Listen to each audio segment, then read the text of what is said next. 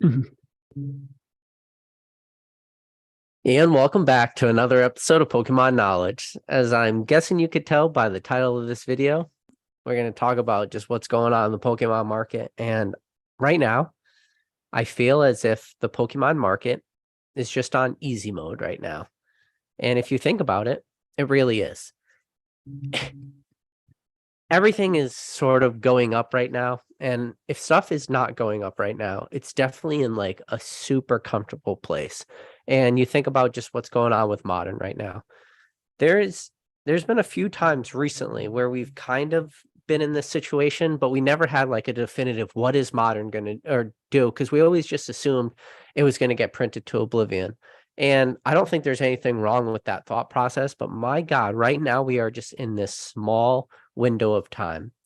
And when I say it's easy mode because if you're holding on to almost anything in this hobby with the glaringly obvious like everything went up.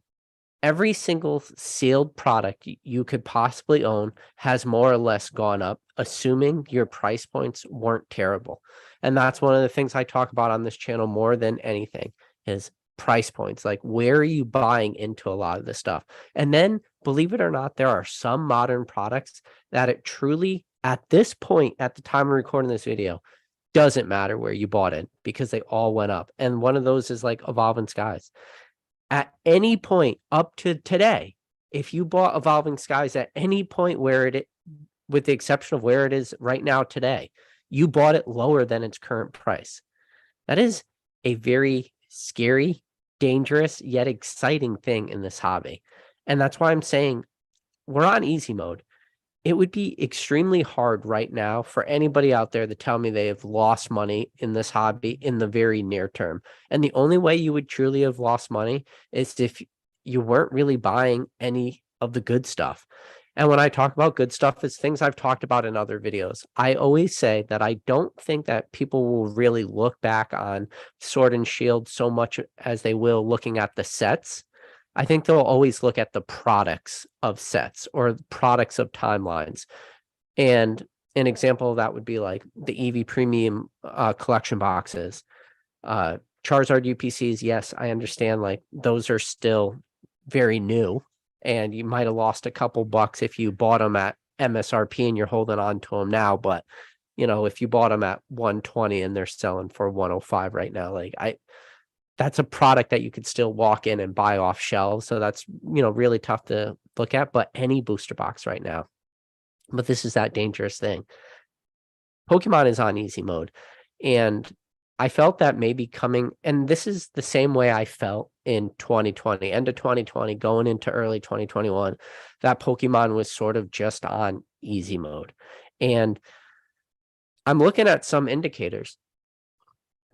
I always try to be bearish, but I'm looking at indicators of like things that are showing this hobby's going pretty crazy right now. We're seeing a lot of indicators. One of the big indicators we saw right when Logan Paul hopped in and that first edition booster box was open, we saw a lot of people hopping into the Pokemon area, making content, myself included. We're starting to watch, some of these Pokemon channels really start to explode in viewer growth and subscriber count. And if you guys are in Professor Oak's Discord, which I've highly recommended on multiple occasions, there was a couple screenshots. I think it was Mason from Cardinal Gaming posted it in Professor Oak's Discord. He showed what PokeRev's subscriber count and view count look like in the last couple months. PokeRev, don't get me wrong, he is one of the easily the largest Pokemon content creators. He's on the most meteoric growth of anybody. You know how I feel about him personally. He's been on this channel now multiple times on different podcasts, on different lives. I have tons of respect for him, and he deserves everything he's getting. But when you look at his numbers, his view counts are very high. They're sitting at between 8 and 10 million per month. And then just in the last month or two, his view count has shot up to 100 million. 100 million views. When you think about just YouTube, the whole landscape of YouTube, for anybody to get 100 million views in a month is a crazy thought. And he's doing that, but he's putting the work in. You see what he's doing. He's grinding videos, well edited. daily content. He's pushing out shorts. He's had a couple of his shorts even got picked up by like YouTube trending and stuff like that. I think a few of them did. I think one of them, he made a short showing like one of his shorts hit like number 7 on trending. And if you know anything about shorts, that's a good way to get a lot of subscribers and stuff like this. And his channel is growing, and it will, I I don't really know what it's at today, but I wouldn't be surprised if he hits 2 million today. Like that's how quick it's growing. But these are indicators, right? The same things we saw happen, end of 2020, mid 2020, early 2021, where everybody's channel started blowing up, subscriber counts started to, increase. And that was just an indicator of a lot of newer people coming into the hobby. And I think we always try to tread very lightly because you're always looking for that catalyst. Like, why are people coming back? And I think it was very easy to point to that Logan Paul booster box break. And, that's topic and that conversation has been beat to death on so many different lives and so many different conversations. But the fact that people don't talk about enough is what Pokemon was doing prior to that booster box break. Pokemon was doing this gradual uphill, trajectory for a while. When you looked at there was a little dip after 2016, and that was like the Pokemon Go influence. But then when you started to look at 2018, 2019 was a little bit better. And then 2020 was just exponentially better than that. And that was pre October 2020 when he did his booster box break. And then we know what happened right after October. Like everything just seemed to go to the moon. And Pokemon was on the most absolute easy mode. And, there was a lot of factors that kind of pulled back the easy mode, at least when it comes to Pokemon investing. And some of the things that really pulled it back was product became extremely scarce, almost unattainable for a lot of people. And really, the only way some people could get product, and keep in mind, you have a big new influx of collectors.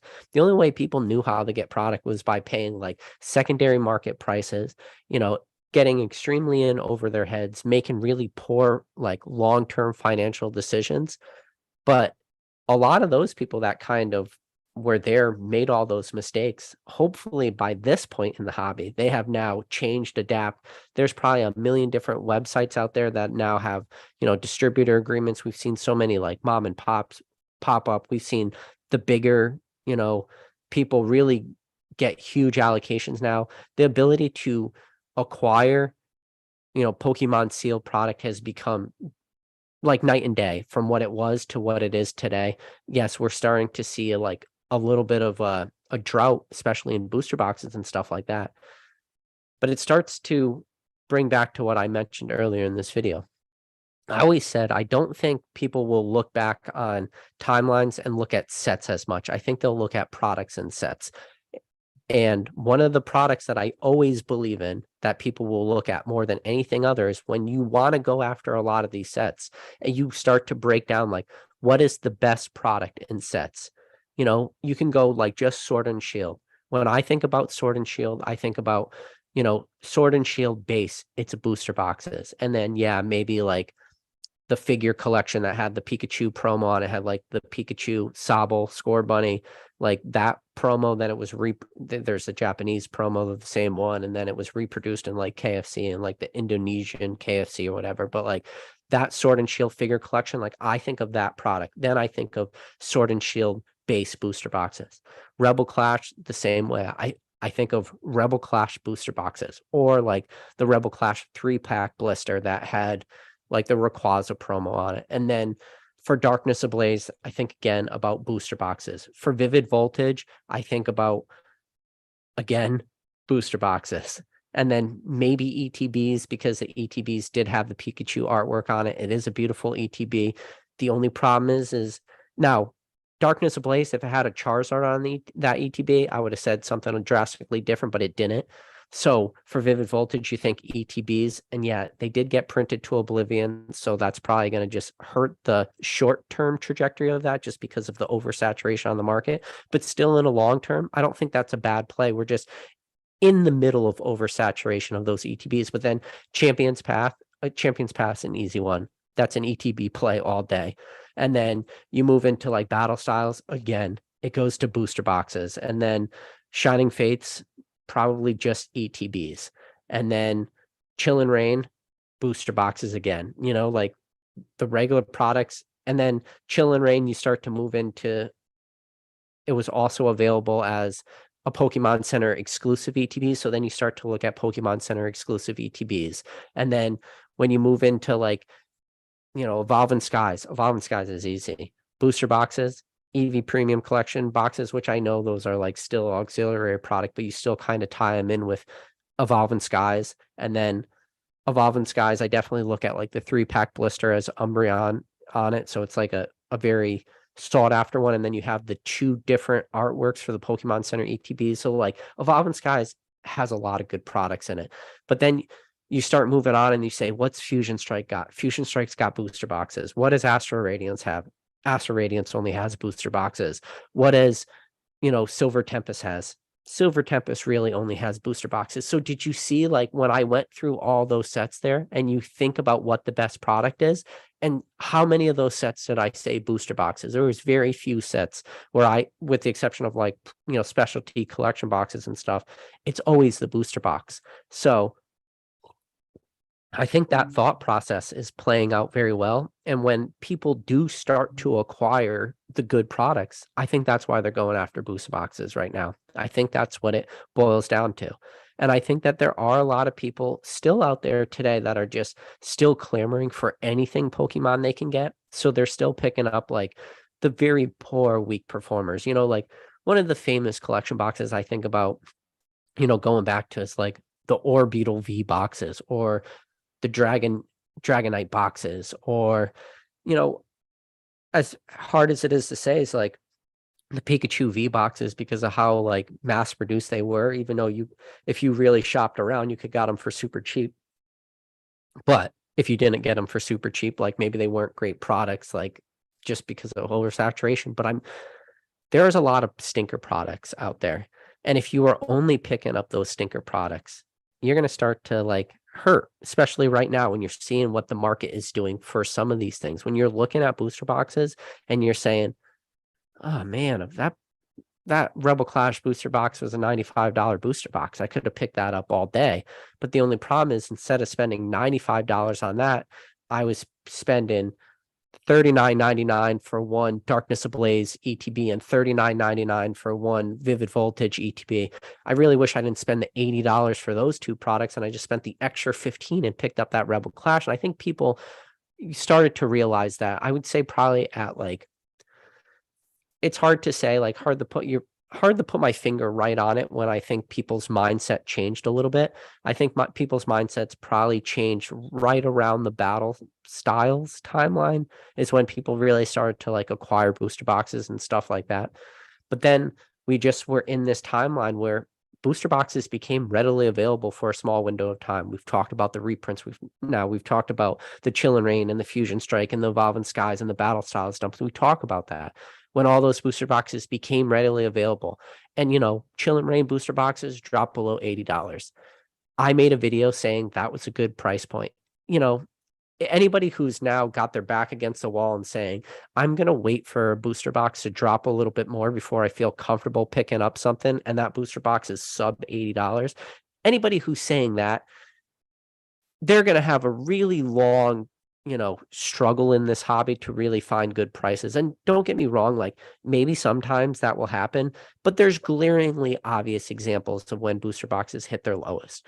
And then, even like Evolving Skies, I talked about this on multiple videos. I have a screenshot in my phone of Evolving Skies booster boxes at $95 because I thought that was such an amazing price and such a special time in this hobby that I literally had the wherewithal to take a screenshot of it on my phone because I found it that amazing.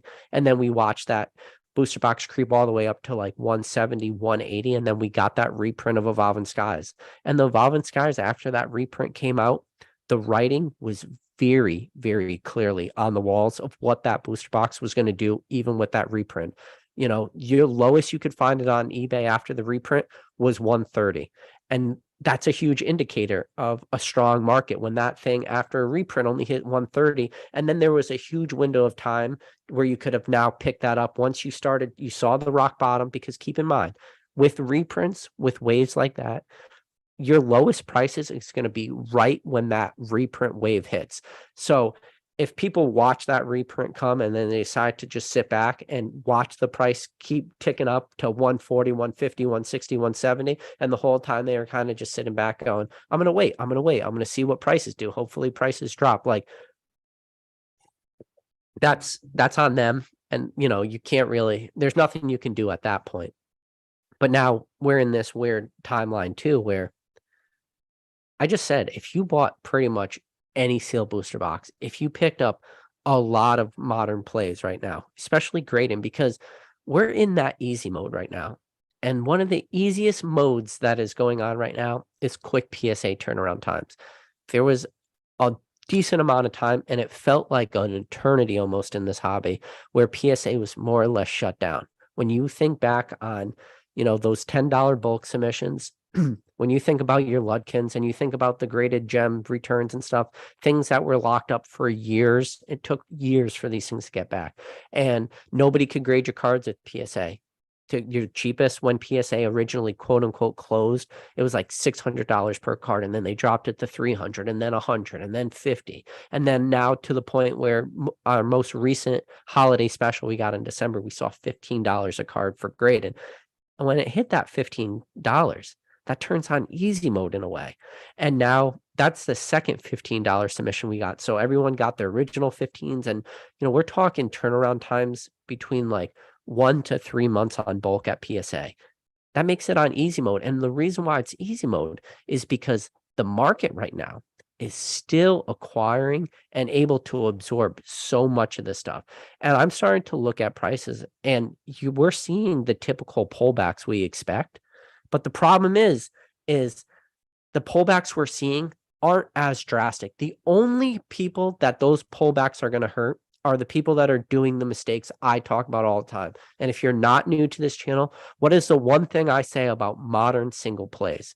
You should always be grading your modern 10s. You should never be buying modern 10s.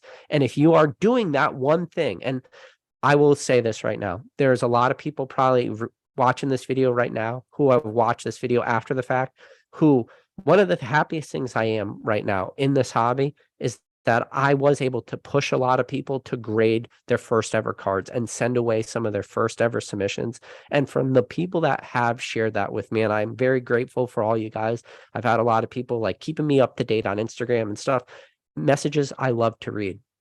The people that have sent their cards away and a lot of these guys have gotten their first ever grades back, and they're very happy. Their pre-grading for the most part has been extremely good.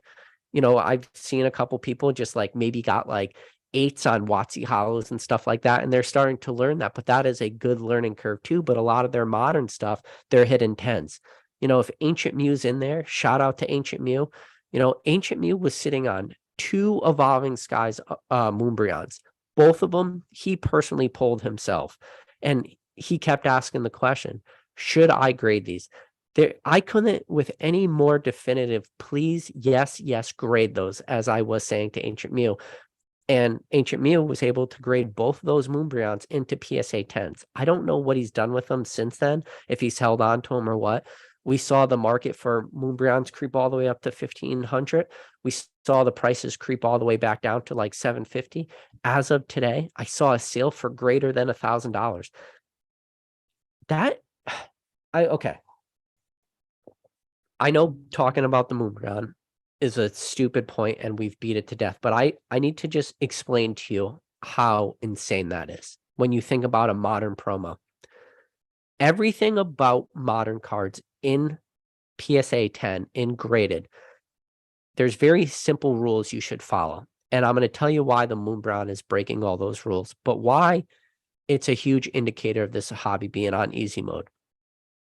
When you have very few of a card, even for a modern card graded in a high grade, especially the really early ones that hit the market, they always sell for a premium. Almost 100% of the time, and I hate to say 100% of the time in anything in this hobby, but if you look at all the recent sales of going back, it doesn't matter the card. The chase card in any set in a PSA 10 always sells for a premium right at release, and the market has been doing this forever. And you always say the question is, eventually the market's going to stop doing this, but it just doesn't. Now, this is what happens. So what happens is you have those very early sales, and then everybody does this rush the grading play. And then as those different tiers start to hit and people start to get tens, and those cards really stop to become, they stop being rare and they just become overly abundant on the market, even though they are the chases of sets. Example being like the Chunkachu from Vivid Voltage, still the chase card of the set, still the best card in the set, and a beautiful card. Prices retrace strongly, but when you look at that set, it's still the most expensive card in that entire set, especially in a PSA 10. But that's what happens. That's a normal attrition rate as that price starts to drop. Very weak sets like Darkness Ablaze. You've seen that Darkness Ablaze VMAX Charizard at release. That thing was selling for hundreds into the $1,000 range. And then now we've seen that, drastically drop down. But when you look at Darkness Ablaze, that Charizard VMAX is still the most expensive card in the set because it is still the chase card. Now, what happened with Evolving Skies, which was different, was as the market continued to supply more and more of these cards on the market in PSA 10 form at those high grades, that normal price retrace we normally expect to see, which we've literally seen in every single set prior from in the entire history of this hobby, it was an outlier. It did the opposite. As more supply came onto the market, prices didn't retrace. Prices started to go up. So that is an amazing feat. And then as you start to look at market cap, as you start to look at population reports, and you see that this card is graded in the thousands, and you see what it's selling at, and you're like, this is not sustainable. It creeped all the way up to 15, and then it started to do what we expected. Drop back down because supply started to come more and more onto the market. We started to see Evolving Skies be reprinted in every single collection box. And we saw those Costco ETB dumps and all this stuff. And so everybody's loving Evolving Skies. Everybody was opening up product. As prices retrace and it hit that $650 mark, it did something that is, to this day, one of the most amazing things I have personally ever seen in this hobby. It reversed trajectory. And like I said, as of today, at the time of recording this video, I saw a sale of that same card for over $1,000.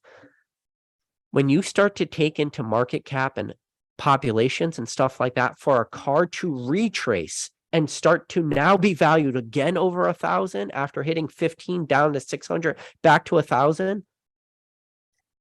Now, that is a typical timeline for a card on like macro scale, like large scale of this hobby, where now all this stuff stops being opened and time has gone by and all these cards eventually get locked up into people's collections. And then you start to see PSA 10 prices start to go back up again.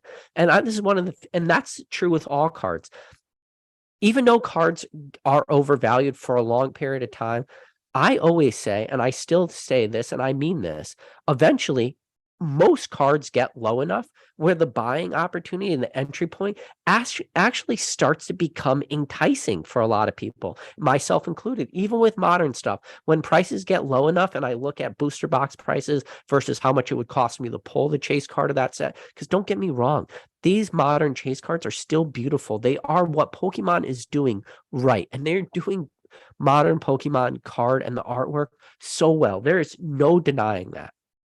But to see that timeline of this Moonbreon play out in the way it is, it's a fascinating thing. Now, I'm not a buyer of that card right now, but I will tell you right now, I am a watcher of that card. And shout out, I don't know if Basic Trainer's in the chat right now, but Basic Trainer is also on that. A lot of people, you would be very surprised at how many people are actively engaged in just watching that card because it is defying all logic. But now I say this because this is an indicator for this market right now. And this is an indicator of Pokemon being on that easy mode. And when you realize that this is able to happen, when you have enough buying pressure to reverse the trajectory of a modern PSA 10, to take it from, sale after sale being in the negatives and turn it back to sale after sale being in a positive, that is one of the biggest indicators you could ever find in any hobby that shows that the hobby is in a really, really, really good place. And right now, Pokemon is in a phenomenal place. Arguably, I will go out on a limb, and this is going to be a real tough thing for a lot of people to hear. I think Pokemon is in a better and stronger place than it was at the end of 2020. And I think the huge difference to that is right now supply. I think because supply isn't that bad, meaning we just talked about it. Booster boxes, very tight to get. But like supply of cards, you could probably still go into Target or Walmart and pick up some packs. Yeah, it's probably not going to be the product you want. But for the new person, for the person entering into this hobby, just getting their feet wet, and they don't care about booster boxes, and they only care about specialty collection boxes and ETBs and single check lane blisters and stuff like that, or Pokemon Go tins, or just, products that you're not going to pick up. You're just going to pass by that. But that stuff's available. So the people that do want to have, they're getting their feet wet, it is there. Where that wasn't there at the end of 2020, it wasn't there at the beginning of 2021. And that was a huge detriment for the hobby, because there was a lot of people, all they wanted to do was just open up a couple packs for fun. It is a very, very small minority of people in this entire hobby that are truly as engaged in this hobby as you and I on a day-to-day basis. There's not a lot of people that would make it to, right now we're at like the 26.5-minute mark in a video. There's very few people that will even make it to this point in the video. You know why? Because they're always going to be just passive in this hobby, and they're not going to be, they're not going to have what it takes to truly be successful. But now this is the thing. One of the videos I made relatively recently is the ability to be liquid in an illiquid Pokemon hobby. And the reason why I said that was because I felt that a lot of people needed to be liquid, because we started to see a lot of prices for a lot of different, what I consider good products or good cards, really started to, dip down for a decent amount of time. And I don't know how many of you guys remember that video, but the reason why, and you can go back and you just title it, the video is titled Being Liquid in an Illiquid Pokemon Market. And if you look at every single TCG price chart, you look at every single chart in the last, just Pokemon in general price charts, there was this huge dip that occurred. And then everything, that dip happened. And right when that dip was at the bottom, I made that video because I thought some of the best buying opportunities were making themselves extremely apparent in the Pokemon market at the time of recording that video. And then almost immediately after recording that video wasn't released that long ago. And then as you watch, the market now has started to tick up on so many different things, whether it's modern alt arts, whether it's sealed product, whether it's Sun and Moon alt arts, whether it's Sun and Moon chase cards, there's just now in the last, month or two, there's just been a drastic uptick in a ton of prices. So one thing you will come to find out about this hobby more and more, and the deeper you get, is the signs are there. It becomes extremely obvious when things are good buying opportunities, when things become good selling opportunities. Now, this comes into the true meat of this video and the true topic of this video, because we talked about it. Pokemon invest in easy mode, and we just talked about that, more or less saying everything you bought right now is in a good position, assuming your price points weren't terrible, assuming you were at that next level of buyer, right? But this is the real meat of this video, is the end of the title of this video, is greed back. Because now this brings up the same exact scenario we ran into 2020, early 2021. Greed in this hobby will be fascinating to see how it plays out, because what greed really translates to in this hobby is, as you're starting to see all your products, all your investments, because when I look at this hobby, when I look at investments, when I look at returns on the investments, there is definitely that money financial aspect, but there is a time aspect that I don't think people really shed enough light on, because it takes a lot of time to go through, to acquire this stuff, to find good price points, even if it's sealed modern, whether it's raw cards, whether it's grading cards, grading turnaround times 2 to 3 months, stuff like this. this is where that greed kicks in. And it's not a greed in the traditional sense. It's greed in the way that, what are people going to do now? Because congratulations to everybody out there who was watching this video. You are up in your investments. You're up in your Pokemon buys. You did really good. Now, where the greed's going to take hold is, what are you going to do at this point? Are you going to just hold? Are you not going to sell anything? Do you now start to see every single thing you're buying, every single sealed product booster box play you made is starting to go up? Are you just holding on to it? And that's not an answer. That's not a question I'm going to answer for you. That's a question you are going to have to answer for yourself. What do you do now? Because we are on a potential cusp of a major reprint. But then on the flip side of that, we are also on the cusp or on the verge of potentially no reprint. And yeah, that is crazy to say. Or if we do see reprints, I don't know what sets it's going to be. I don't know if you can break it down. Brilliant Stars is pretty likely. Astro Radiance is a maybe. You know, you would think Lost or Silver Temp. I was about to say Lost. Wow, I was about to say Lost Thunder. Yeah, Lost Thunder is not an option, but Silver Tempest, or like the super or Lost Origins or Evolving Skies. Those are all on the precipice of a reprint, but we don't know with any sort of certainty. It's all speculation at this point. So that means I listed a lot of sets right there. And we're only have about 3 months left before, in my opinion, booster box reprints go out of the window, because I think once we get into Scarlet and Violet, and the major catalyst being that MSRP price increase, that I don't think we see reprints post Scarlet and Violet. I think any reprints we do see, because of they will have to be grandfathered in at a lower price point, which MSRP price increases is something that I have never been around to experience, or at least at this level, to really understand what the major impacts of stuff like that is when it comes to reprints schedules. And even if it did have that happen in the past, there wasn't this major dry up of supply as we're seeing right now. That is the difference right now, is that the supply for these booster boxes is so drastically low. And I don't know what's going to be reprinted. And I'm not going to rule out that nothing gets reprinted, because that is also a possibility. But this is where that greed aspect is going to come in. Is everybody just going to hold tight and just ride it? Like, what's that word? Like YOLO? Are people just going to YOLO all their sealed product plays? And I don't know what people are going to do. But if you have two people, you have one person that holds and one person that sells. The truth of the matter is, one person's going to come out better than the other. And I don't know who that person's going to be. I don't. I think we are,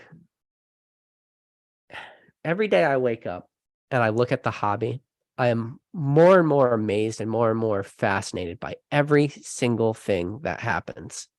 And real quick, because Orniter just asked me a question in the chat. I said, what's the deal with the Japanese waifu supporter cards being crazy price in comparison to the English versions? Do you think English versions are undervalued? And that's, the earlier part of that question is talking about the Japanese market, and Japanese Pokemon cards to Japanese market usually is an indicator, because usually the English market always kind of lag behind the Japanese market, and the Japanese market usually goes a little bit crazier before like the English market does. Now, waifu supporter cards, I think what that's really going to boil down to is just like a cultural difference there, like what they value maybe a little bit more than English people or English collectors value. So I think that maybe is a little bit of a difference there. But don't get me wrong, we're starting to see the Japanese market grow like exponentially, and the signs were there. And I've talked about this before.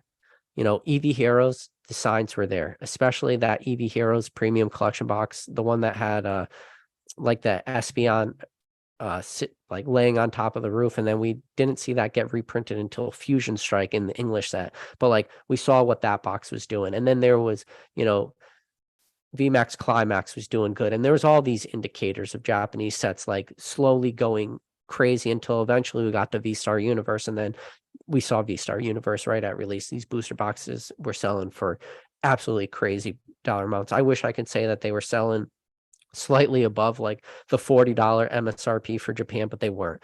Some of these were selling for 2-3x. I saw some really gross sales of some of these booster boxes where I didn't even know there was buyers for some of this stuff at certain prices, but we saw it happen, which is scary too, because that's a set that is not a question of if it's going to be reprinted. It's just a matter of when it's going to be reprinted. And then one step above, when is it going to get reprinted? It's a question of how many times it's going to be reprinted. A set like that for an investability aspect just scares me to absolute death. Like, I do not know what a product like that is going to do in the long term or the near term. My only guess for a product like that is that it's going to eventually go down. It's going to probably go down pretty quick. But yeah, it's crazy time. And I don't know when the market changes. I think we're kind of in for it. And when I say Pokemon's exciting, one of the things I like to do more than anything else is like study the market, look at the market, watch the market, look at eBay sales. And there's a lot of crap on eBay, and that's the nicest way I could put it. I mean, there are so many eBay auctions where people are just pricing starting bids for eBay auctions at higher than the closest buy it nows, or I'm seeing a lot of buy it nows on eBay for certain cards, price 20, 30, 40, sometimes 50% higher than the next buy it now. But that's the thing. If you're pricing your cards to sell in this market, they're all selling for market value. And even auctions, I know auctions get a bad rap a lot of the times because more times than not, you're going to see auctions sell for drastically lower than what you would probably consider market value. But some of the auctions I've seen, especially like these Probstein auctions and stuff like this, some of the Z&G auctions, there's been a lot of auctions very recently that have sold way and way being subjected, but greater than the lowest buy it now listings. I saw it happen today on a card that I'm personally selling as the lowest buy it now listing.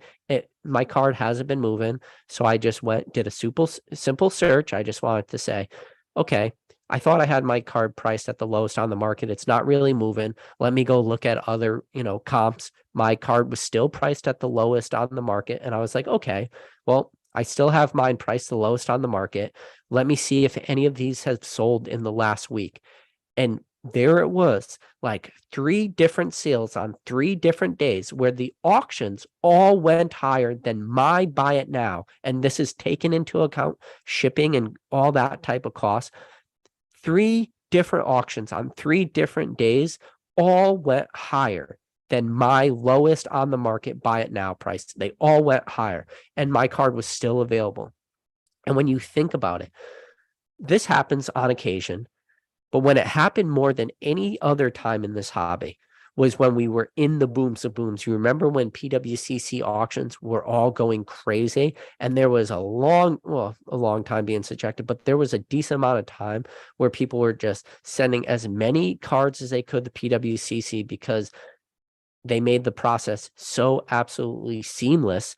The selling fees were super low, but more importantly, PWCC auctions were selling for greater than buy it now prices. And there was a ton of examples of that right now.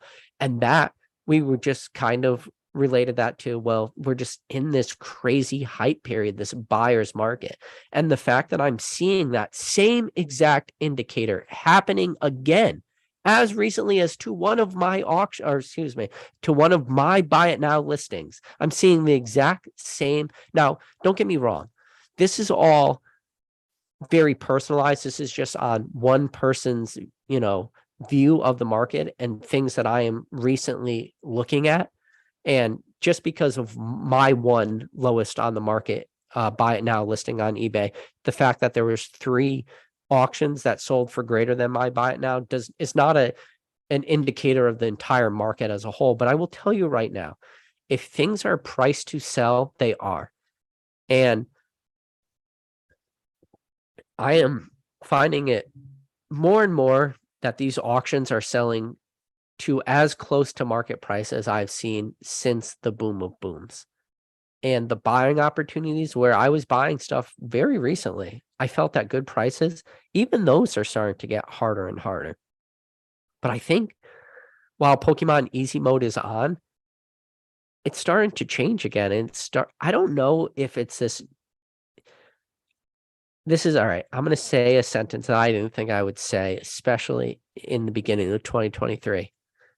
I don't know if the new collector re-entering this hobby right now is throwing this market off right now. And there, I'll say it. I think that there are new collectors joining this hobby right now today at a rate comparable to 2020, 2021. And that is a sentence that I should never, ever utter. But I really mean this. I think something like that has happened. Maybe not to the exact scale, like 1-to-1, but at an extremely high rate. I don't know. It's hard to say.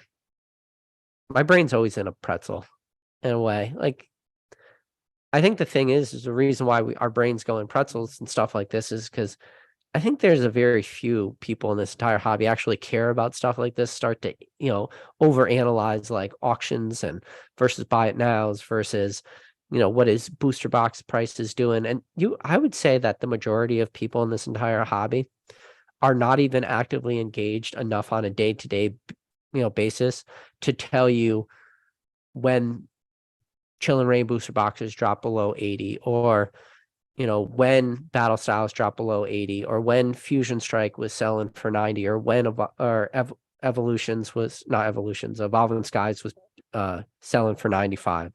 I don't think that the large majority of the hobby recognizes it or they even care.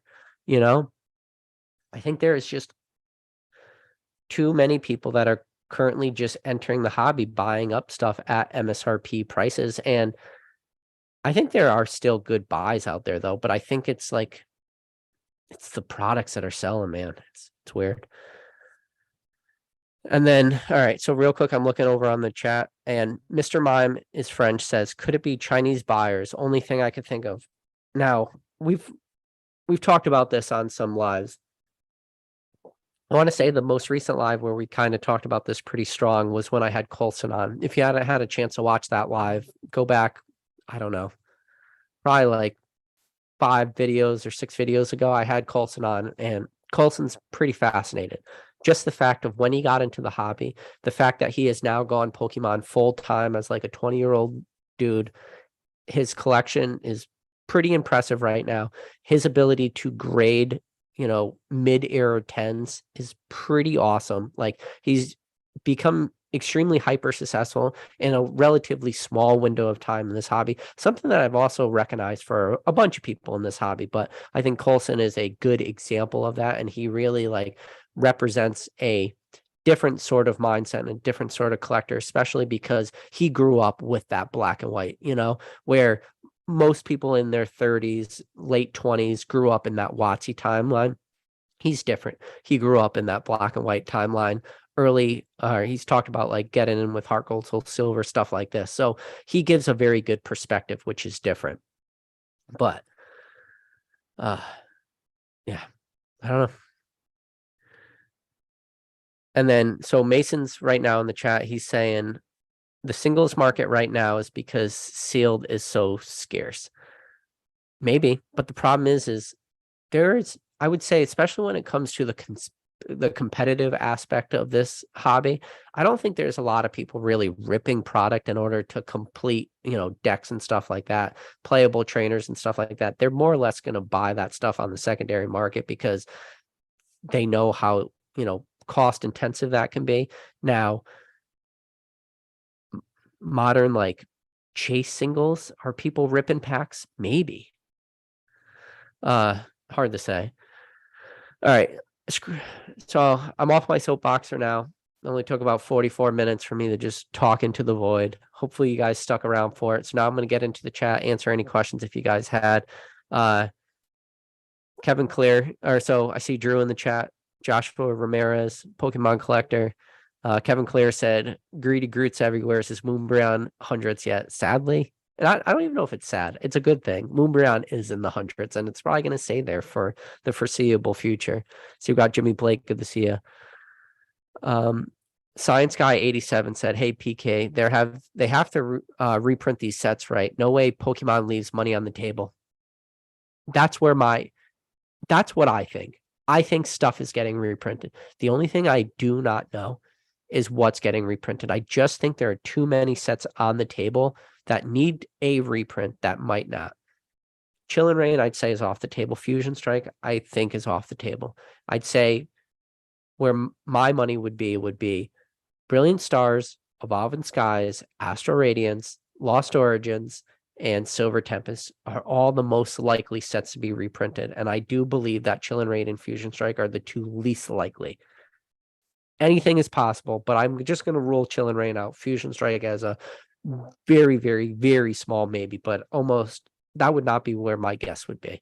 But now out of all the sets I just listed, that is so many sets to have reprints in the next 3 months.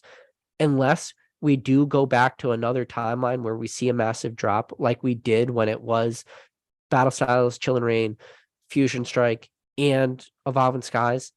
But the only difference is that was only 4 sets. And that was a very weird dump because of all those sets hitting at once. From my understanding, we're seeing like almost nothing right now, unless Pokemon is just taking all their capabilities to just make their biggest clients happy. Those big clients being like your Costco's and Sam's Clubs and BJ's. Like we've seen those big box retailers get like huge dumps of product, and then your Walmarts and your Targets and your GameStops and your Best Buys, and those people have all gotten like product because they didn't have a lot of product for a long time. And I've always said this, like Walmart's business strategy is not to have empty shelves. Like that is not the way Walmart makes money. Walmart's business strategy is to have product on their shelves. So I'm sure there is some, bigwig VP or whatever, some director of, acquisitions and whatever, looked at those shelves where Pokemon's supposed to be as they were doing their site walks and saying, where the hell is the product that's supposed to be on these shelves? Why are these shelves empty?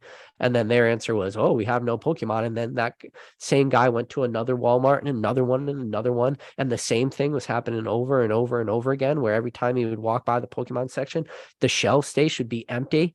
And I'm telling you, Walmart does not make money having empty shelves. And that person was probably pretty mad. And I'm sure Pokemon International or MJ Holdings or whoever got some pretty heated phone calls from some of their largest clients. Walmart being number one, Target probably being 1 or 2. When you get phone calls from your largest clients who are buying millions upon millions upon millions, I mean, just the amount of Checkling blisters and single pack blisters these guys move must be in the millions upon millions of dollars to get phone calls from your biggest clients saying, why the hell are my shelves still empty? Maybe they're printing to help those guys out. Maybe I don't know though. That's the thing. I don't know. And one of the things I will say on this channel, I don't know, but I love to speculate on stuff like this. And that's one of the luxuries we have as a smaller channel, is we do get to speculate on stuff like this. Let's see. Let's see. Yeah, John Doe said PokeRev's ready for blast off. Yeah. ADO says Rev's got a little team working for him. Yeah, he's doing good, man. He's figured it out. I think one of the things Rev is doing very good too is, I personally am not a fan of mystery packs. I think mystery packs are just a waste of money and all this stuff, because I do believe that nobody was ever able to do truly fair mystery packs. And I think PokeRev has been able to navigate mystery packs better than anyone has ever navigated them before. Where he has very transparent pull rates. He's made his videos where he's opened up a lot of like the chase booster boxes. You've seen how he's seeded them. There's so many examples of people pulling, true vintage packs from his product. I think the fact that he was able to navigate something that I personally don't even like, but something that I can actually respect the way he's doing it. For me to say I respect a mystery box is a huge leap for me to do. But I've never personally bought them, but I do respect the way they were designed and built. And I feel he's made it as transparent of any mystery product I have ever seen. And especially some of the way he's valuing some of this stuff, like even some of this, black and white stuff, whether it's, you know, I want to say, like, I think I saw somebody pull like was it Dragon's Exalted pack or something, or maybe it was a black and white base. I know he opened up a ton of them. I'm trying to think of the guy I saw open it. But then even like a guy I personally know, Josh the Green Shiz, he only bought like one pack and he pulled a gold pack and it had a jungle pack in it. Like, you never hear about that happen with these other mystery boxes, but he was able to do that. And I think the hobby and the community takes notice of stuff like that. I think they truly recognize when people are actually like not doing scummy stuff or not doing like overly egregious clickbait title videos. And I think that you know, I don't want to like shit on Leonhardt because I personally actually like Leonhardt. Like, I went to his pop-up shop. I got to, whatever, not really. I guess I met him, but stood next to him for a little while, and he seems like a good guy, but I think just maybe lost his way a little bit when you look at like the Leonhardt mystery boxes. I think those were a very bad look for him. And then some of like the more clickbaity videos he put out recently, with like the blanket around him and stuff, and that's rough. Where I think PokeRev went on the opposite, end of the spectrum, where he made really good products that people are buying, people are really enjoying them, and then he's putting out like really positive, really uplifting, like the fact that I've seen PokeRev now open up like base set, heavy packs on a random Wednesday without like hyping it up, just like, oh yeah, by the way, I'm gonna open up like this heavy base set pack because I got a bunch of them that I acquired, a couple months back, and he's slowly opening them up. Like, that is such a wild thing for somebody to do, but he's been able to do it so successfully. It's something I truly respect, So it's just the fact, I think there's just such a strong line drawn in the sand where it's like I think the hobby as a whole, especially on, the newer end, or maybe the not as actively engaged end of the hobby, I think all this stuff is being extremely recognized by the viewership audience, and therefore the views for these channels. I think that's all becoming extremely apparent because of that. Let's see. Jimmy Blake says, as you say, PK, the people in this chat are deep down the rabbit hole. We come here to listen to you because we respect you. He's so bored of pack openings. I appreciate that, man. Let's see.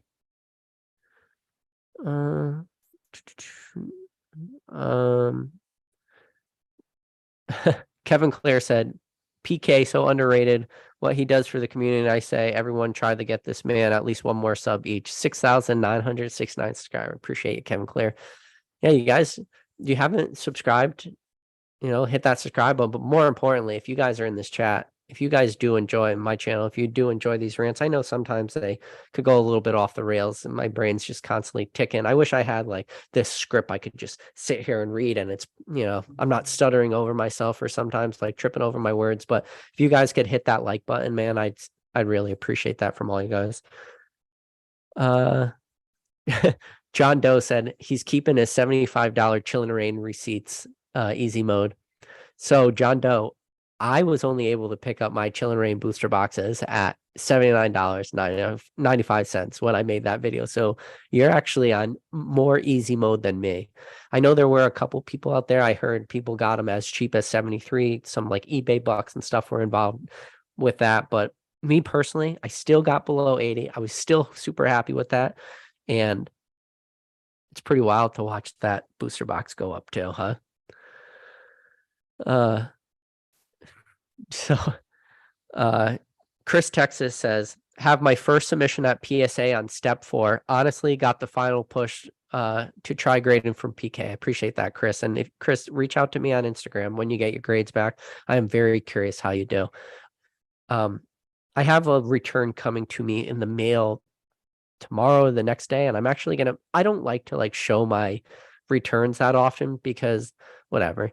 But I'm actually gonna make a short out of this most recent return I got because it's like a 36 card bulk submission, and I got so many tens. I think I got 30 out of 36 tens. So I'm going to make a short out of it. And if you don't believe me, watch the short. You can look at the serial numbers. They'll all be like sequential. So you know I'm not like talking out my ass, but I think it was like 30 out of 36 cards in one submission hit PSA 10s. And I was so fascinated by that fact that I'm actually making a short from it. So there's sometimes you are really rewarded in this hobby, and like PSA 10s are one of those things that sometimes you get rewarded from. People love their 10s. Johnny Bongo said, though as I walk through the valley of dark cardboard, I shall fear no market. Amen. Amen, Johnny Bongo. Science Guy 87 said 6,900 subs equals 69 Bud Light episodes for the podcast. Ooh, 69 Bud Lights would be a tough episode. Might be called the RIP episode where I'm done. Kevin Clare says, I've been pondering that Costco question a lot. Why sell for less when Walmart sells out constantly? I think it's a volume play too. And Costco and all these big guys, I think that's what it is. It's a volume play. They're moving tons of product in. They're moving it at, I think they just get such good prices, you know? And plus Costco, you're already paying for the membership. And I think that membership fee is sort of like built in on the back end of every single product they sell. So you're already going to get that product immediately at lower than cost, stuff like that. Or not lower than cost, I should say, but at already like a discounted rate because they take that membership into account on all their products. Mr. Mime to French says, I got my first PSA sub in QA2 submitted on 11/22 in bulk tier and seems to be coming back in a week or so. Not bad. Wow, that's good. 11/22, December 22nd. Now, assuming you get that back before this month, before January 22nd, you're going to have turnaround times on bulk in 2 months. That's pretty crazy. It's something we thought we wouldn't see for like years, maybe, but here we are. Bulk. Like I've seen one person, shout out to Pokemon DNA. I think one of his bulk returns came back right when they opened up. I don't remember if it was I think it was the $18 when they opened up the $18 special. I don't know what happened, but somehow he got his bulk return received and sent back within 2 weeks. That was crazy. A 2-week turnaround time on bulk. Now, he was definitely an outlier, and I haven't seen a lot of people be able to reproduce that. But the fact that I personally know one person that did have that happen is pretty crazy. Shout out to Pokemon DNA. I did buy a card from him out of his binder when we were in Denver. I bought the Mewtwo Delta species from Holland Phantoms. It was a non-holo. I picked it up super cheap from him. I sent away the PSA. It did hit the 10. So if Pokemon DNA, if you're out there listening, I appreciate you, man, letting me hit that 10.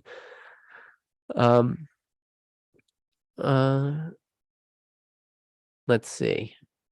Yeah, I see we got Drew. He said, don't forget to hit that like button. Yeah, hit that like button. See if we could get it up. How many likes we have right now? I don't even know. 44?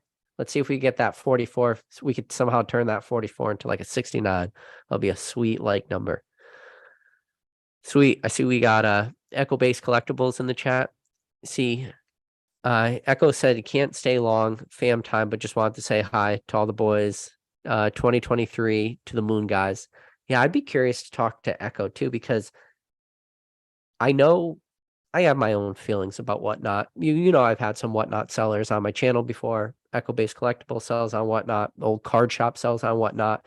Both these guys have really been grinding that Whatnot route. Their subscriber count is pretty high now. I think Old Card Shop says he's recently like surpassed 20,000 subscribers on Whatnot, which is an impressive feat for any platform, especially for Whatnot. And he's doing that on however, how he's doing it. And I would be very curious to ask those guys how their sales have been recently in the last week or two or month, if they're starting to see those new collectors trickle in, and what their sales have been like, because I think people like that are on Whatnot, even though, like I said, I have my own personal feelings on Whatnot. I've made a lot of, if Whatnot was scamming you, this is what it would look like video. If you don't believe me, you can go on my channel. Actually, I have a playlist on my channel called Resealed Packs, and that's a video you should probably watch, like, about Whatnot. But those guys that have that following built in, who have actually been doing Whatnot the right way and haven't been doing Whatnot the scummy way, like, they could come out of this. What I think we're coming into this new boom of Pokemon, I think these guys are going to come out extremely, extremely well. And I think they're going to actually do really good. But that's the thing too. Any platform, not everybody's created equal. Like, there's some sellers that I trust because I personally know them, but just because I know, Echo Based Collectibles, and I know the old card shop, and I could, personally vouch for both those people, does not mean that I could vouch for everybody on that platform, nor would I ever vouch for everybody on that platform. I think you definitely have your shady characters, and hopefully at this point in the hobby, you can now recognize, like, who are the shady sellers on Whatnot versus those who are not. Let's see. John Doe says the waifu culture is strong in Japan. Yeah. Kevin Clare says V-Star Universe is still $150 at his local LGS. Wow. Chill Phil says, if the Moonbreon is only going to go up or stay high, would it be smarter to hold sealed rather than break in hopes of pulling it? So this is the thing about the Moonbreon. I did that little rant earlier about how it's really defying the market right now. The fact that it creeped up to 1,500 in PSA 10, crashed down to, like, crash subjective. It went down to 650, and now it has surpassed that $1,000. I don't know if these prices are sustainable for this Moonbreon.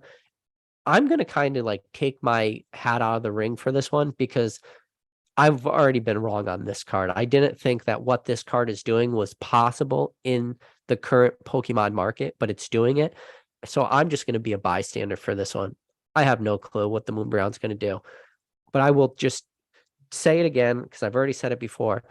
I am a very happy bystander to watch it, because it is one of the more fascinating things I have ever witnessed in this hobby. But we'll just keep watching it. That's all. Let's see. Ferrari Man F1 said, talking to Chill Philly, said, absolutely keep sealed product. If Umbreon goes to 2K, for example, sealed booster boxes will fall and rise.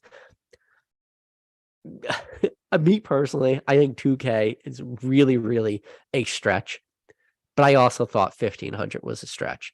And I also thought the fact for it to go back up to 1,000 after hitting 650 was a stretch. So I'm not ruling anything out with that card. It's just I'm not a buyer of that card, but I am a watcher. Madam said, Rattle opened over 500 Evolving Skies packs and didn't pull it. Matt, you are correct. And I was there that entire stream with Rattle as I watched him slowly descend into madness. And then, yeah, it was a fun time, though. That was a fun stream. I don't know if you guys got a chance to watch it. I looked. So the peak viewers we had on that stream was almost 8. Rattle would be able to tell you, but it was like 18 or 1,900 people we had live watching that stream, which for me, I'm lucky when I'm breaking like 100 live viewers, and sitting on Rattle's live with him and looking as the viewer count creeped up to 1,800. And don't get me wrong, that I mean, the most glaringly obvious reason of why that live viewer count was so high was because as that day PokeRev had done a booster box break, and then immediately following that booster box break, he did just a live redirect from his channel immediately into Rattle's opening. So obviously all PokeRev's viewers flooded in there. But that's not the amazing thing, the fact that there was 1,800. The amazing thing was when that live ended, there was still greater than 600 people were still watching it after 4.5 hours. That is the more impressive thing about that Rattle live. Not the fact that we had 1,800 people from a PokeRev stream get flooded in. That's easy. The hard thing is to actually keep, greater than 600 people in that live. That was more impressive than anything. And extremely honored that Rattle asked me to be part of that. So it was a fun time though. Chill Phil says the itch to open is hard to disregard. Yeah, I would say, listen, if anybody wants to open a couple packs for fun, I think I'm not every single person listening to this live right now, when they open a pack, they more than know what the risks and what their true odds of probably pulling that chase card is. But I'm never going to stand in front of any adult, especially you guys that are super actively engaged in this hobby, and tell you not to open packs. Maybe when this channel was new, like I felt like I had to say that, but at this point, I don't feel like I need to say that. If you guys want to open packs, you know the risks you're taking.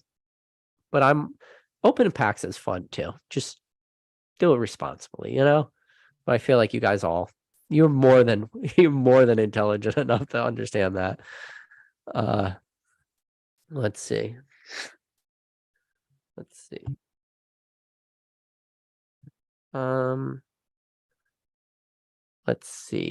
Oh man, I just skipped all the way to the bottom. Why did I do that?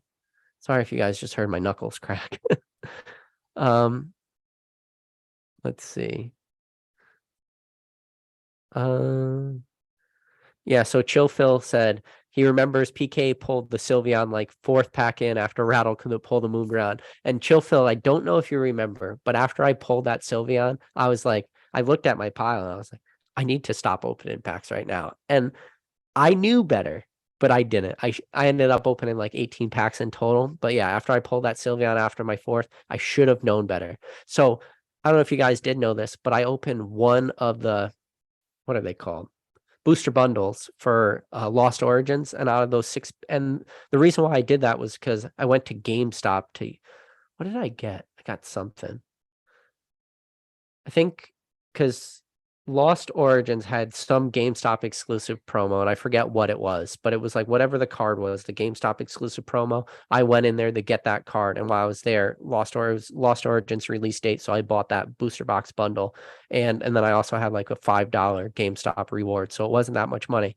Out of those 6 packs, the first pack that I opened was the Garantina V Alt Art. So once I opened those, and I ended up opening the other 5 packs, and I said, I'm done. And since that point, I've only opened up 6 Lost Origin packs in my entire life, and I have no plans to open anymore because I already pulled the Alt Art chase. Let's see. Yeah, Drew's saying if you have a question for me, just highlight it. Yeah, it's a lot easier for me to read it. So Dylan Smith says, PK, you said we should grade and sell 10s. What about 8s? If you graded an 8 and it's a modern card, you're probably your only opportunity in the entire history of this hobby is to sell an 8 right at release.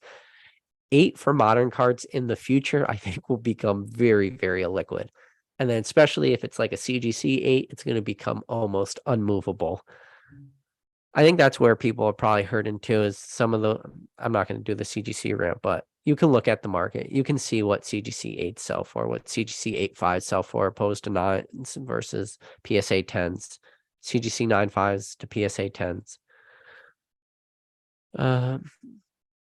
So Pokin Fun says, my target has like 10 Silver Tempest, Check Lane Blisters, and 70 Charizard UPCs. Crazy.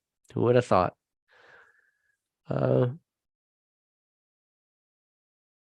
So Mr. Mime is French says, I wonder if the change in format from the silver borders created manufacturing imperfections. Seems unlikely, but the new hollow patterns and hollow borders isn't nothing. Sure, I like a good tinfoil hat. Like, can't rule that out. I don't know. I mean, we did see I think, what was the set that we saw all those cards chopped up? Was it Lost Origins or Silver Tempest? We saw all those cards like in the dumpster. They're all the shredded cards. Actually, I think it was Lost Origins because I think the Snorlax character rare in it. So Felipe de Sosa said at PK, does anyone have an idea how many boxes get dusted a week through all the breakers, tubers, whatnot, etc.? What are the effects in this phenomena? No clue. A lot. I mean, just the 2 people I mentioned earlier in this stream, Joe Echo Base Collectibles and the old card shop. I mean, those guys alone are probably ripping through cases of booster boxes. So you start to amplify that through all these different platforms, through all these different sellers. Yeah. I mean, my argument is like, who are the people buying these? I understand, like, okay, somebody wants to like support one of their favorite breakers or favorite content creators, like a one-off, like, okay, you're gonna buy a couple packs just to support them. But the people that keep going back to this stuff day after day, break after break, pack rip after pack rip, like that is a different type of person that I can't personally relate to. So I just struggle with that a little bit. Yeah, Kevin Clare says, talking about like the printing, he says it doesn't really matter because the good hits are all silver anyways, less some trainer gallery cards that don't go for crazy money anyways. So yeah, Kevin Clare is right. Like we already have silver border cards, so why would it be, if that was the problem, why would that matter? So Chill Phil says, PK, will there be silver and yellow border collectors in the future, or is it just here and now that is relevant? I think there will always be silver borders. This is okay. This is really hard to like think about, but I'm not going to roll it out. If silver borders are here to stay, meaning Pokemon never goes back to the yellow borders, 20 years from now, 25 years from now, like new collectors, I mean, my grandkids at that point, maybe they look at yellow borders as being vintage and they look back on like this Sword and Shield era as being like a vintage era because it has yellow borders. 25 years is a long time for something like that to happen. And there's going to take a lot of stuff to go on to like keep Pokemon. I mean, the market at that point will have to be so massively big to absorb like all the billions of cards we already have on the market today, and then amplify that by how many more billions to potentially trillions more cards we get in the next 25 years, or hundreds of, maybe not trillions, but hundreds of billions. We're already at like 10 billion cards right now. So the fact to get to hundreds of billions in the next 20 or add on another 25 years, it's definitely not out of the realm of possible. It's going to take an extremely crazy market to absorb all that. But I love to like speculate on a 25-year timeline. I mean, there'd probably be a lot of people that would say in 99, they'd be like, oh yeah, all these Pokemon cards are going to be worth a lot of money in 25 years from now. And then all the people that said that in the year 2005 and 2007, they probably looked pretty stupid saying that. And then they probably still look pretty stupid saying that in 2012, and not as dumb saying that in 2015, and really not dumb saying that in 2016. And then maybe they felt dumb again, and until eventually 2020 happened and they definitely didn't feel dumb anymore. So so Loco Los Collection says, PK, I feel Rev CTR Deep Pocket Monsters, when they do giveaways and you can see who wins. Leonhardt, not once can anybody see who wins giveaways. So how true does that happen? That is a good point too. Like Rev, Cool Train Ryan. Now I can't speak for Deep Pocket Monsters because I don't know them, but I can speak for Rev and CTR. Those guys are doing real giveaways. Like if you win their giveaways, you're getting their shit. So I think that also has a huge impact on it too. Especially the fact that they're posting their winners in videos. I don't know why he doesn't do that. The giveaways definitely help get subscribers too. Like, whatever. I could do giveaways if I wanted to, but maybe in the future. But right now, I like to just grow the channel maybe a little bit more organically. And I think not giving away product helps it grow a little bit more organically, especially if anybody's made it an hour, 13 minutes into a live about one guy just ranting about Pokemon and Pokemon being on easy mode, and then is greed back where people aren't going to actually want to sell their product now that everything's worth money. Johnny Bongo said, Pokemon Company is getting rid of what's on its shelf right now, forcing everyone to break down what's out there, creating sales and bearish market before they do a final Sword and Shield dump. Interesting take, Johnny. I love a good tinfoil hat. Let's see.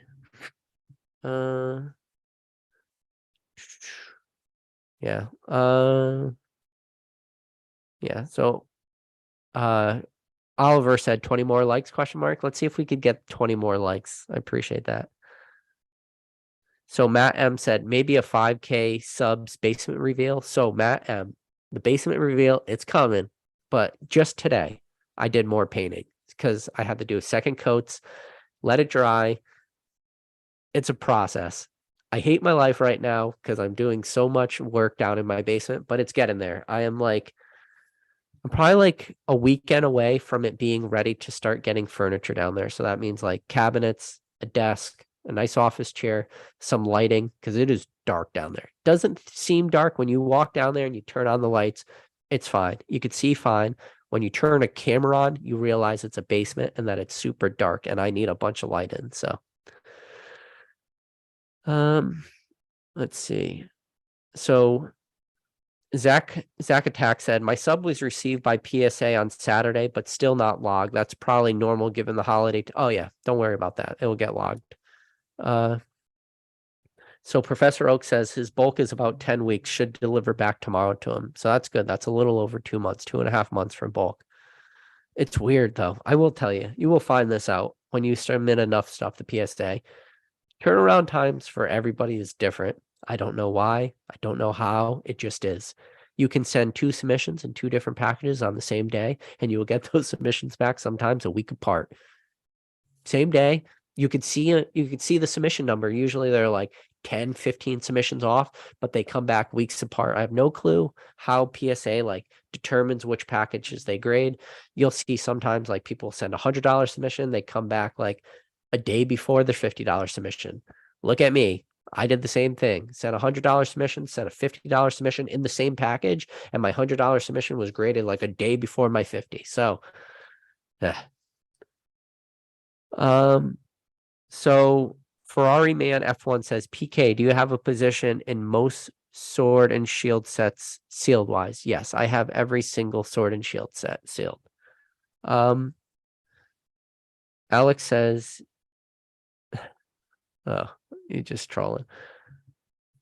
So Trey said, do you think tops will ever shoot up? It's vintage and affordable at the moment, but I noticed certain sets are getting scarce.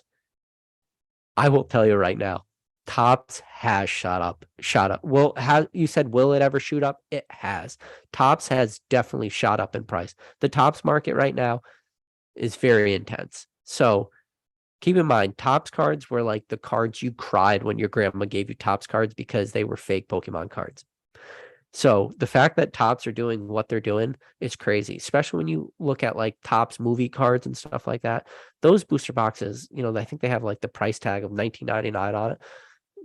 Those things were worth nothing for a long time sealed. Now I'm starting to see those tops movie packs selling for like $25 per pack. I saw sales on eBay for 25. There's like 10 packs or something that comes in one of those booster boxes. That booster box now has a value between like $200 and $250. That was a booster box you can pick up for like between $20 and $40 for years. So tops has shot up. So Loco Los Collection says, can you link the ones you truly trust, PK? I don't know what he's referring to. If he's talking about whatnot streamers, I only know 2. Echo Base Collectibles and Old Card Shop. You could go on Professor Oak's Discord and you could probably get their information there, but that's it. Brightburn TCG said that Moonbreon is hard to pull though. Yes. Hard to pull is subjective though. There is how many thousands of those cards exist now, and then how many of those cards exist in a PSA 10. In relative to all other cards, like it's hard to pull, but it's not impossible. And we've now seen that. Matt M said, I heard some people on Whatnot had V-Star Universe for $250 a pack. Crazy. I cannot verify that dollar amount, but maybe you mean booster boxes. And if you mean booster boxes, that is a disgusting amount of money. And I hope that's not true. Holy crap, I jumped all the way to the bottom again.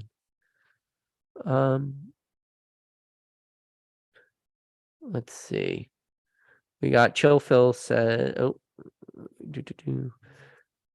So Mason Berry said, I sold Fusion Strike at $72 when I pulled the plug. Interesting.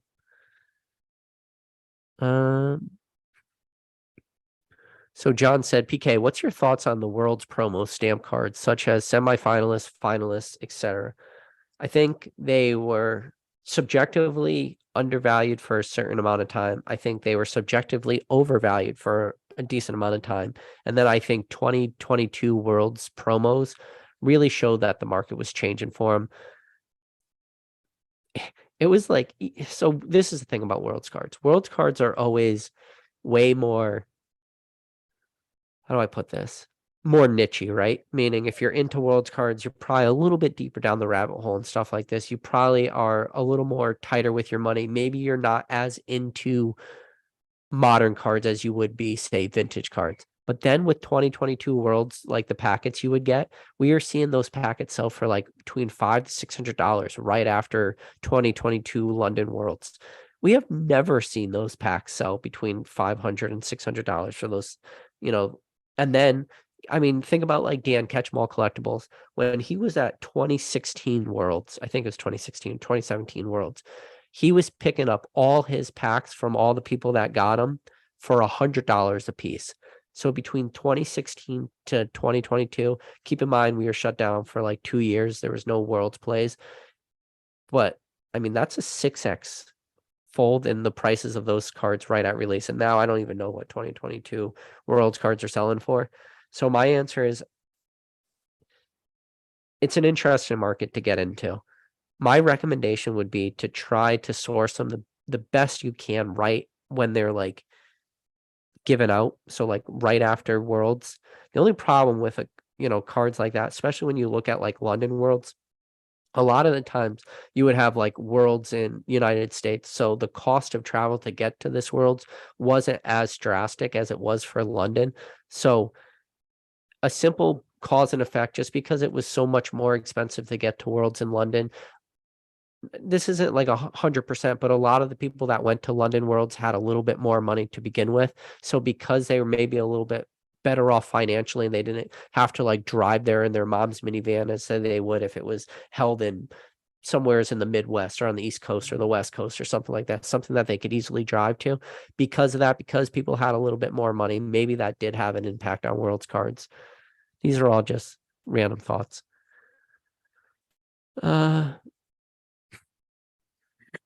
So Kevin Clare said somebody said there was 150 people selling Pokemon at the same time last week. I'm guessing he's talking about Whatnot.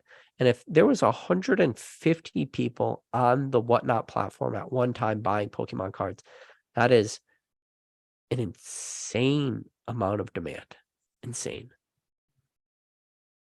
Mason Berry said this live stream is sponsored by Whatnot. It is not sponsored by Whatnot.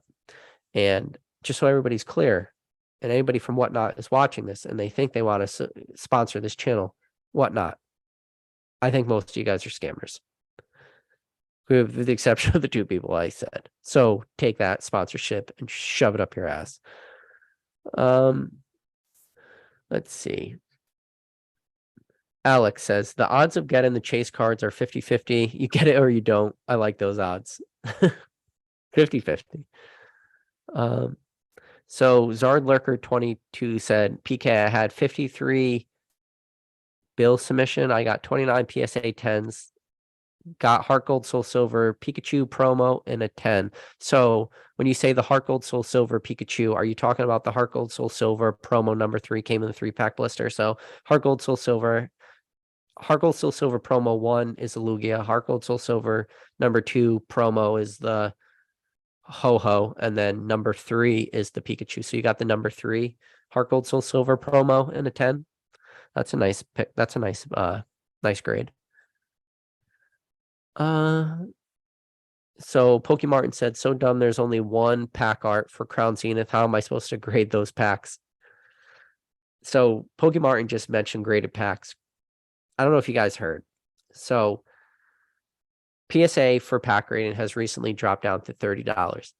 This is going to be a very interesting play in both the very short term and both the long term. Right now, PSA for pack grading turnaround times are saying like 90 days. anybody that had graded packs, we saw a huge demand. I personally had 8 graded packs that I personally graded. I sold them all at through ZNG Emporium. You could go look at those sales. I think forget what the total price they sold for, but it was like when you added up all 8 packs, it was what was it? It's like I don't even remember. I added it up for one of my videos, but I talked about it. It was like between $600 and $700. I sold all those for. Like cost $200 to grade them, $5 per pack. So that's $40 in packs, $200 for grading. And I was all in for like 240, 250, because some of them were Cosmic Eclipse packs. So we'll like say they're worth a little bit more money and then sold them for like close to $700. That was a huge profit margin. But I sat on those cards. And one of the reasons I sat on those for so long was because while I had sent them away, I sent them away at the $25. While they were at PSA had changed their prices to $50 per pack. So I didn't feel I needed to sell those cards with like any sort of speed to them because I was like, oh, nobody's going to grade Vivid Voltage packs or Cosmic Eclipse at $50. So like, I just want to see how the market played out. And I watched the market long enough and I felt comfortable that the market was getting to a point where I thought these packs were potentially hitting their all-time highs. And I also felt that potentially PSA's pack grading prices eventually were going to drop. Ironically, I was pretty right, seeing how I was only off by about 2 weeks difference from when I thought, their prices for pack rate. This is whatever. That it is what it is, but timing was pretty perfect for that. But anyways, we're gonna run into a really weird thing because first of all, if you have any packs worth grading, should have probably already graded them by now. So we're talking light base set, light jungle, light fossil, anything that is like very easily weighable. You definitely know it's light. It's a vintage pack. Those are no brainers. You probably should have already sent those away. If you weren't sending them away, if you were waiting out for $30, go ahead. Send them at $30. You'll probably do fine. Where the play is going to be made and where it's going to be very interesting to see how it plays out is this modern pack grading. Your Hidden Fates, anything with the Charizard artwork on it. Hidden Fates pack with the Charizard. Brilliant Stars with the Charizard. Cosmic Eclipse packs. Team Up packs. Unbroken Bonds. Unified Minds. Just any of these packs that are selling for stupid premiums, like my Vivid Voltage pack that I sold for greater than, $129 for my Celebi Art Vivid Voltage pack. $129 for a Vivid Voltage pack. I sold it for on ZNG Emporium auction. A ridiculous dollar amount when you think about. Are those price points sustainable? No. But they probably are right at the beginning. And then we also have this very weird subset of cards where I told you I sent Vivid Voltage packs away at $25. But there was nobody sending away Brilliant Stars packs. Nobody sending away Lost Origins pack. Nobody sending away Silver Tempest packs. Some people, but not a lot of people, sending away like the Halloween 3-pack cards or, dollar store 3. When we've seen some crazy sales. I think there was one of those like trick or trade packs sold for $75 recently in a PSA. What was it? PSA 9? It sold for like for $75. It wasn't even a 10 for a trick or trade pack just because it was in a stupid piece of plastic, 2 pieces of plastic. The play is going to be who is the first to market for this stuff that we know wasn't graded, because we know Lost Origins weren't graded. We know Silver Tempest has Lugia pack artworks on it. Lugia is probably kind of a fan favorite. That's going to do very comparable to like Charizard from Brilliant Stars. There's going to be so much of this crap is graded. These are inherently not rare. They are not rare. They're just scarce for the graded population. That's all it is. These packs are not rare. It's going to be so interesting to see how this plays out and what the race to the bottom on a product play like that is, because we're seeing anybody who did it there. I will go out on a limb and say anybody who graded modern packs didn't lose money, with the exception of if you graded like some modern pack at $50. But if you did that, that's on you. That's not on me. But like anybody who graded at $25, when you probably didn't lose money. Be interesting to see how these play out. And these fan favorite Pokemon, it is a dangerous game, what people are doing. It is. Yeah, I felt very dangerous doing Vivid Voltage and Cosmic Eclipse pack at $25. I felt like I was doing a dangerous game. But when I was doing that, I was already recognizing how the market was handling these new graded packs. But more importantly, PSA, when I graded these packs, I did it on a speculation play because PSA had just changed their graded card pack holders. And because they changed their graded pack holders, I felt that there was a potential play to be made by grading packs. And that was just my own personal opinion, but I wasn't that confident in it. I was so unconfident in that play that I only sent 8 packs. If I had a time machine and I could go back, I would have cracked every single booster box that I freaking owned and would have sent every single pack I owned. And I probably would have remortgaged my house if at the time I knew the market was going to be so irrational a couple months later. But I wasn't, because I didn't know. I had a good inkling because of, like I said, they changed the slab. I felt people might want modern packs. I made a whole video talking about it. I called it, like, forget what the video was, but it was like one of my more early videos when I talked about that submission. I made a whole video literally just talking about submitting those Cosmic Eclipse packs for graded. And I went through my entire thought process at the time. Now, be very interesting to see how these modern packs play out. I think people that get the real early ones back are probably going to do pretty good.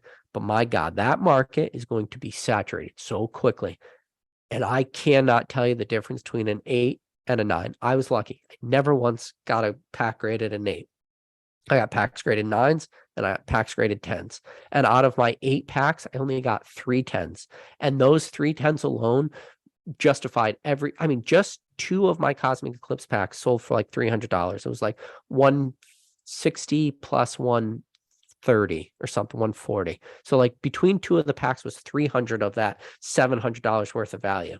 And then the other 10 accounted for like another 150 of that. And then the rest of the 9s all like didn't equal the prices of those 3 10s. So I cannot tell you how, PSA grades 10s.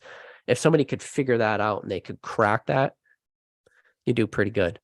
I did have my thoughts. Like, I thought maybe like packs that were in booster boxes, you know how like packs go on top of each other and you could see the front of the pack will sometimes show like the crimps pushed into it. So I got all my packs out of either collection boxes or individual sleeve blisters. That's where I got my packs from, because I was trying to eliminate the only thing that I could rationally like make sense could affect the grade. And the packs I sent to me all looked fine. So I have no freaking clue. But yeah, if you are sitting on like base set packs that are light or jungle or fossil and you want to do that play like at 30, like go ahead. But if you want to do the modern play, like Godspeed, you might make money, but you're playing a game. You're playing the dangerous game. Let's see. So Kevin Clare says, I think 5 to 10 years, people will be so used to seeing silver opening. Yellow will be definitely vintage. That'll be an interesting play. So Jim Wilson says, PK, have you given your thoughts on Rudy's new position in Pokemon? Yeah, so Rudy's an outlier. So for me, when I look at Pokemon, I look at opportunity cost. Where's my money most spent? But mainly because I'm constantly turning and burning my money in Pokemon for a large majority, not everything. Like I said, I have a lot of booster boxes. I have a lot of graded cards that kind of just get tucked away in the grandma's basement and they don't make their way out till I feel that card is value, or I don't move that card until I feel the market has valued that card correctly, because I'll buy a lot of stuff I feel is, priced incorrectly. Same thing with modern booster boxes. They don't really move, but I feel for the most part, my money is better spent keeping it actively turning and burning and doing like what I consider to be easy plays. I talked about it earlier. I'm recently going to get a submission back of 36 cards. 30 out of those 36 cards all hit PSA 10s. There was like 11 of those cards were on the ball Pikachu, where like start off the beginning of that submission. And then there's a shitload of old maid cards all hit 10s. Like, that is not a long-term play. That is a turn and burn, first to market, it is what it is. I mean, it doesn't matter. Like, I'm going to get that submission back like in a day or two. Oh God, why does it jump to the bottom? There we go. So, but anyways, so you're at my thoughts about Rudy's basement. So for me, that works because I have the time. I could put that effort in. Rudy doesn't have that time. So his opportunity cost isn't in doing like the on the ball Pikachu bullshit play or the old maid play. That's not where his time is best spent. His time is best spent is to acquire sale product in massive volumes. But if you notice, the one thing he's doing, and something that I talked about earlier in this video, is he's acquiring booster boxes. Maybe he is acquiring a lot of this auxiliary product, like these collection boxes and ETBs and stuff. Maybe.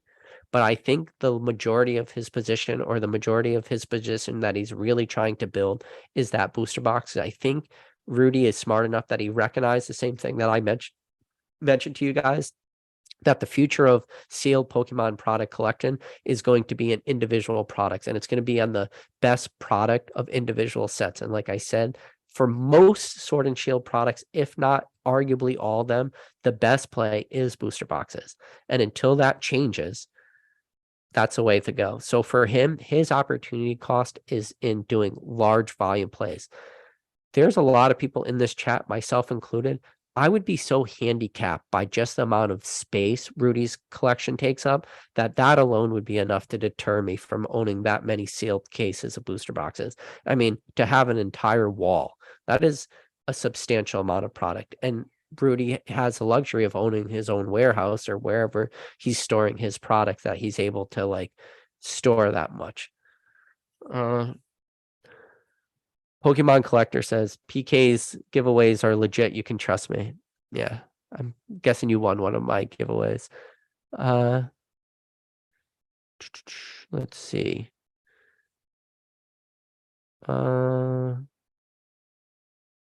See, people are shilling whatnot streamers. Yeah, one of the guys you listed, I'm pretty sure Rattle made a video, so I would say no, but what, don't buy on whatnot. I'm just gonna tell you that right now. Sorry. Just don't. Don't. Save your money. Like, buy your own product. Save yourself a shitload of money. If you want to do it, but save your money. Let's see.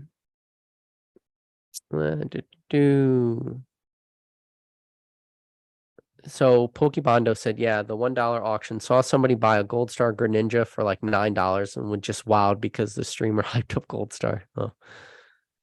Yeah, that's another thing too. There's a lot of used car salesman vibes on whatnot sometimes. Oh my god, we just got a bunch of whatnot shillers in the chat. Whatnot sucks. A lot of people are mad. Said that. All right. I scrolled to the bottom. I think I did it. Hour and 37 minutes into live. I think this is long enough. I don't want to stream that I talk about whatnot. But hey, listen, if you do me a favor, if you made it to the end of this video and you're not subscribed, hit that subscribe button. If you like to join the lives, if you like this more interaction, joining in with the chat, hit that bell notification. Sadly, I do not advertise very well when I'm going to go live. So the only way you're really going to know is by hitting that bell notification. But for anybody, if you ever want to know how you could support me personally, how you could support this channel, all I ask, hit the like button. I don't ask you for any money. I don't ask for anything. Just hit that like button. And it really helps me out a lot, pushes this video through the YouTube algorithm. Don't be like Mason Berry, who never hits the like button. You could either be a good person that does hit the like button, or you could be a bad person who doesn't hit the like button like Mason Berry. All right. With that said, appreciate every single one of you guys. And as always, I'll catch you on the next video.